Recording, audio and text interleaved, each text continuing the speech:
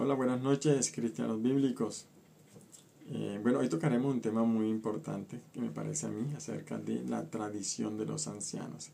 Así que si quieres saber de qué se trata, pues lo invito a ver todo el video. Así que nos vemos.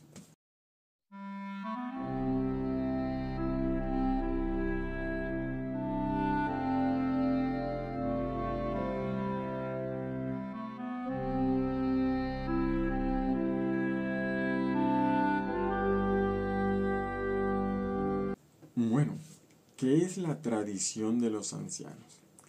Bueno, la tradición de los ancianos, para hacer un resumen, es el conjunto de interpretaciones que en el texto que vamos a citar ahora, le daban los líderes religiosos a la ley de Dios. Es eso, son las interpretaciones. Leamos el texto bíblico para entender un poquito más acerca de la idea. Mateo 15, del versículo 1 al 6. Entonces se acercaron a Jesús ciertos escribas y fariseos de Jerusalén, diciendo: ¿por qué tus discípulos quebrantan la tradición de los ancianos? Versículo 3, respondiendo él, les dijo: ¿por qué también ustedes quebrantan el mandamiento de Dios por sus tradiciones? Porque Dios mandó diciendo: honra a tu padre y a tu madre, y el que maldiga a padre o madre muera inmediatamente.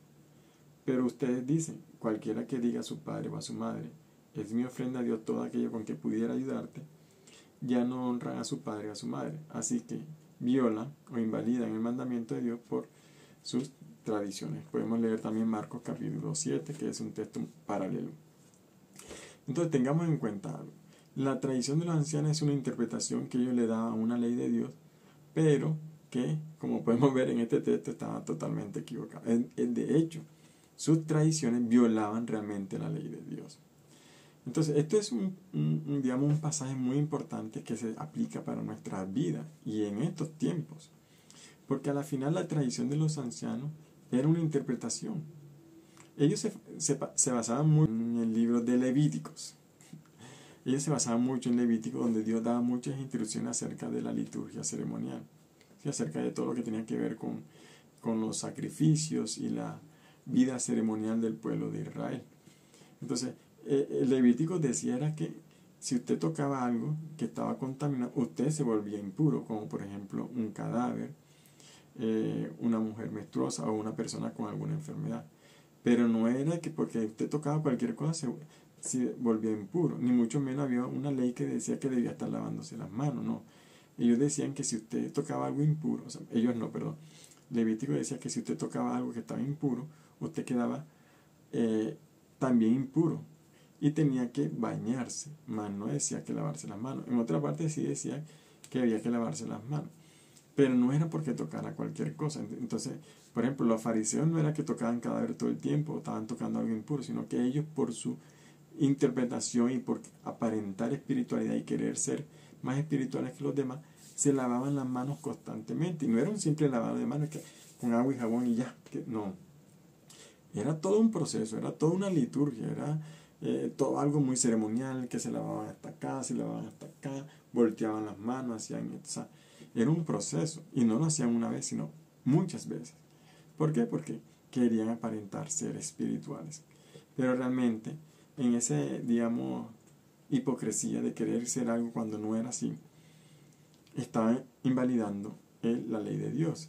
Porque en la misma tradición que decía ellos, que tenían otra tradición que además de lavarse la mano, era que todo lo que ellos tenían, o sea, el dinero, la parte económica, y todas esas cosas que ellos estaban guardando, se lo entregaban totalmente a Dios. Entonces ellos supuestamente ya quedaban libres de la responsabilidad o del mandamiento de honrar a padre y madre en la parte económica. Entonces, no, como ya le di el dinero a Dios, entonces ya no puedo ayudarte. Pero el Señor le estaba diciendo que no era así. Porque, bueno, listo, tú podías dar el dinero a Dios, pero también tenías que darle dinero a tus padres. Entonces no podías dejar de hacer una cosa sin dejar de hacer lo otro. Pero estos señores, en su mezquindad, en su avaricia, en no querer cumplir realmente la voluntad de Dios y aparentar ser más espiritual, estaban violando muchos mandamientos del Señor. Ahora la pregunta es: ¿hay hoy en día tradiciones de los ancianos? ¿Ustedes qué creen? ¿Será que nosotros no vivimos de tradiciones ahora? ¿Será que nosotros no vivimos de interpretaciones de hombres que a la final se vuelven tradiciones? Este texto pues nos hace un llamado.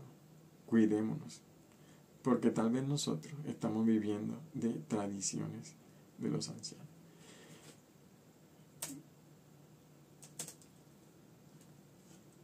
Una tradición bien repetida. Fíjense algo, le voy a poner un ejemplo muy sencillo, estaré colocándolo por aquí. Algo muy básico y sencillo para que ustedes vean cómo somos tan sutiles, tan débiles al seguir tradiciones sin siquiera analizarlo muy bien las cosas. Leamos un texto en Apocalipsis capítulo 4, versículo 6. La voy a colocar por acá. Y delante del trono había un mar de vidrio, semejante al cristal. Y junto al trono y alrededor del trono 4 seres vivientes llenos de ojos delante y detrás. ¿Cuántos han leído este texto bíblico? Y tal vez lo han pasado desapercibido. Mira lo que dice.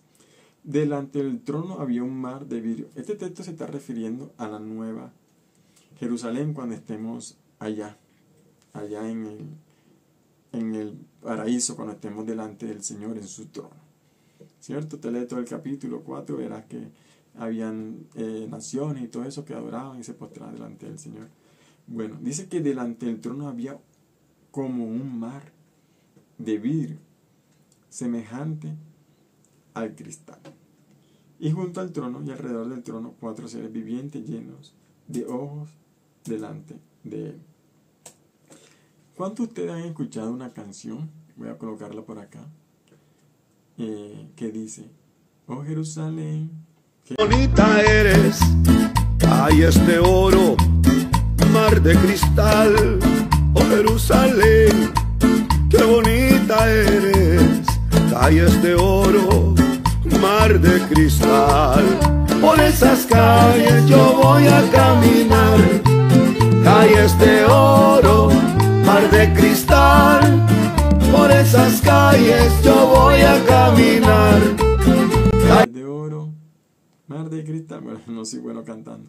Una vez le escuché a un predicador muy eufórico hablar sobre esto. Cuando estemos allá en la Nueva Jerusalén, vamos a estar caminando por ese mar de cristal, nos vamos a estar bañándonos, disfrutando de los placeres, de lo que Dios nos va a dar en la tierra prometida, en la nueva tierra, en la Nueva Jerusalén. Pero algo no hemos tenido en cuenta, y es lo que quiero que vean. Miren esto, lo voy a colocar por acá. El símil. ¿Qué es un símil? Símil es una figura retórica, una figura que ayuda a expresarse mejor en cuanto a las expresiones verbales y escritas. El símil significa que es algo que se parece a otra cosa, o algo semejante, como lo dice por acá esta explicación. Dice nombre masculino, comparación o expresión de la semejanza entre dos cosas. Es decir, algo que se parece a otra cosa, pero que no son iguales. ¿Cuánto ustedes han escuchado decir, por ejemplo, él se parece al papá? Y sí, y puede que se parezca mucho, pero no es el papá. Una cosa es el hijo y otra cosa es el padre. Y hay muchas cosas que son parecidas, pero nunca iguales. Siempre hay algo diferente. Los gemelos se parecen mucho, pero algo los diferencia. Esto es lo que hace el símil, hace una comparación, pero que por obvias razones no es igual. Leamos ahora Apocalipsis capítulo 21, versículo 1. Y vi un cielo nuevo y una tierra nueva, porque el primer cielo y la primera tierra pasaron, y el mar ya no existía más. ¿Se está contradiciendo la Biblia? Pues no se contradice la Biblia. Nosotros no interpretamos bien la Biblia. Muchos escuchamos esta canción, muchos predican sobre ello, y muchos cristianos creen que se van a encontrar con un mar, pero ya no un mar de agua salada, sino un mar de cristal. ¿Cierto? Muchos creen eso por la canción, porque muchos lo predican. Pero si estamos leyendo bien, Apocalipsis 21 dice que el mar ya no existía. Entonces, ¿qué significa Apocalipsis 4:6? Que ese mar de cristal, ahí está la palabra que, digamos, alude a la figura retórica del símil, que es como. Cuando usted lee en la Biblia como, siempre asócielo a algo parecido, no que es igual, a algo similar. Por lo tanto, lo que dice Apocalipsis 4:6 es que iba a haber algo parecido al mar, pero que no es un mar. Y aquí Apocalipsis 21:1 nos dice, nos explica y nos da, digamos, o nos muestra claramente de que el mar no existe. O sea, allá no va a haber mar. Va a haber algo parecido a un mar, pero no es un mar. Por lo tanto, nosotros, o muchos, algunos, yo lo creí en un tiempo, hemos creído que nos vamos a encontrar con un mar, simple y llanamente porque alguien nos lo dijo, o por esta canción que, aunque a mí me gusta y no es que sea errada totalmente, pero falló en eso, porque tal vez le dieron esa interpretación muy acelerada, muy fácil, o sea, una interpretación muy ligera, y por eso se creó una canción que se volvió una tradición y muchos hoy en día creemos ese tipo de cosas. Esto es algo muy sencillo, pero piénselo ahora, ¿qué otras cosas no creemos nosotros que son simples tradiciones y que realmente no tienen un contexto bíblico? Es decir, no son bíblicas. Por eso la importancia de leer y estudiar muy bien las escrituras, de pedirle al Señor que nos dé entendimiento y sabiduría para poder detectar estos pequeños errores, pero que también pueden ser grandes errores. Pero mire qué nos dice ahora Apocalipsis 22:1. Después me mostró un río limpio, de agua de vida, resplandeciente como cristal, que salía del trono de Dios y del Cordero. ¿No será que eso parecido que menciona Apocalipsis 4:6 es realmente un río? En vez de mar, un río. Pues eso es lo que nos dice Apocalipsis 22. Si usted lee Apocalipsis 22, se refiere a la Nueva Jerusalén, de cómo será cuando estemos allá en esa nueva tierra. Dice que va a haber un río, que tiene varias, digamos, vertientes, que también va a haber un árbol de la vida, donde podemos comer de ese fruto que se prohibió antes, ahora tenemos la libertad de comerlo. Pero fíjese que dice que es un río, y dice que es como cristal. ¿Pero por qué como cristal? Porque creo que el cristal en aquellos tiempos era conocido.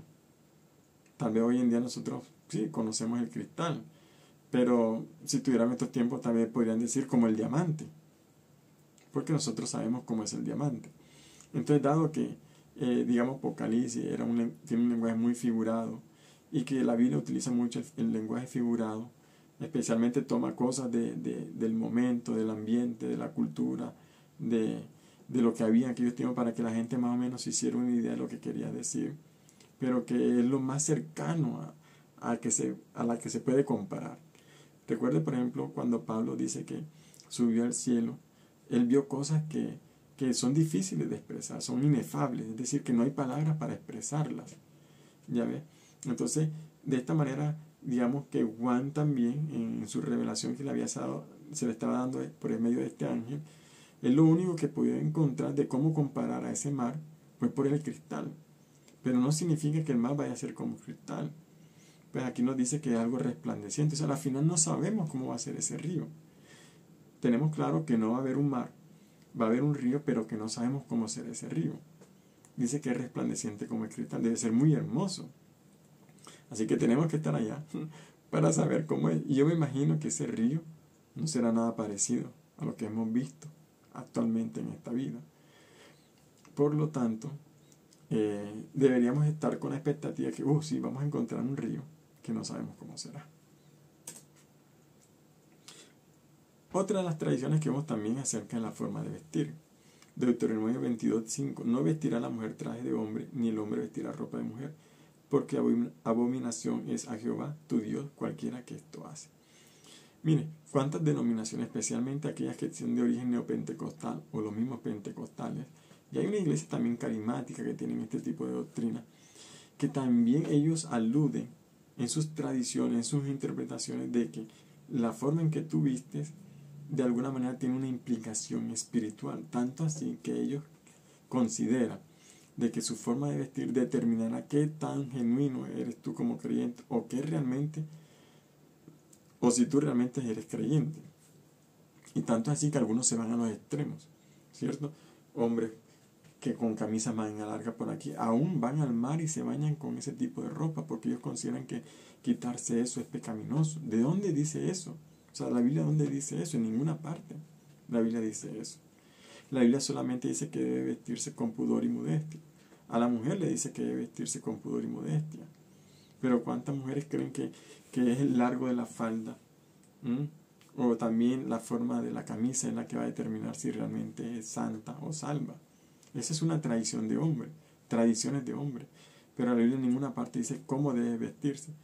La Biblia lo que dice es que tu forma de vestir debe reflejar algo, debe reflejar modestia, prudencia, santidad. Pero no te dice que debe vestir de una manera específica, no. Porque es que la Biblia, sobre todo en el Nuevo Testamento, es multicultural. ¿Sí ves? Hay muchas culturas donde ponerse una falda, o sea, donde los hombres se ponen una falda, está bien visto. Y hay una cultura donde mujeres utilizan pantalones y no está mal visto. Pero algunas, digamos, regiones del país, bueno, el país no del mundo, como por ejemplo aquí en Latinoamérica, tienen ese tipo de cultura, donde la mujer supuestamente debe vestir nada más de falda y el hombre nada más pantalón, y si la mujer viste con un pantalón, entonces ya está en pecado y ese tipo de cosas. Algunos dicen que tiene que ser debajo de la rodilla o hasta los tobillos, en fin. Cada denominación, cada grupo religioso se inventan ellos mismos sus propias tradiciones, pero que al final no tienen ningún origen bíblico. Hay muchas mujeres que se visten así de esa manera, creyendo que son santas, pero por dentro están llenas de pecado, de vanagloria, de jactancia, de vanidades, de inmoralidades sexuales. Entonces de nada sirve ese tipo de cosas. De nada, por ejemplo, Colosenses 2:20 nos dice que debemos vestirnos de humildad, de temor a Dios, de sometimiento.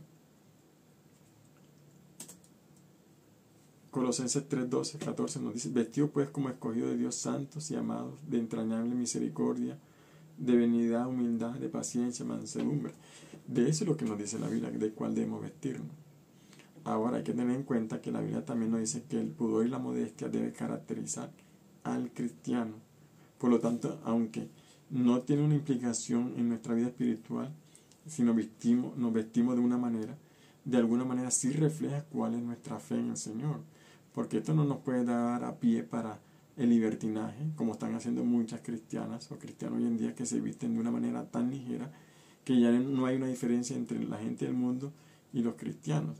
Se visten, sí, está bien con falda, pero son faldas muy ajustadas, que se le ve prácticamente todo, deja muy poco a la imaginación. ¿Sí ves? Entonces, ese tipo de tradición lo que hace es traer ese tipo de confusiones, porque muchas creen que deben vestir así, con falda, pero visten falda muy ajustada. ¿Y qué es lo que hace? Llevar a que muchos hombres pequen al codiciarlas, pequen por medio de la vista, invalidando así lo que dice la palabra de Dios, de que no tienes que hacer caer a ninguno de los pequeños que han creído en el Señor, que sería mejor que se atara una piedra de molino y se arrojaran en el mar. Entonces, muchas mujeres no tienen en cuenta esto, pero vestir de manera provocativa y sensual hace que muchos creyentes pequen, o sea, me refiero a los hombres.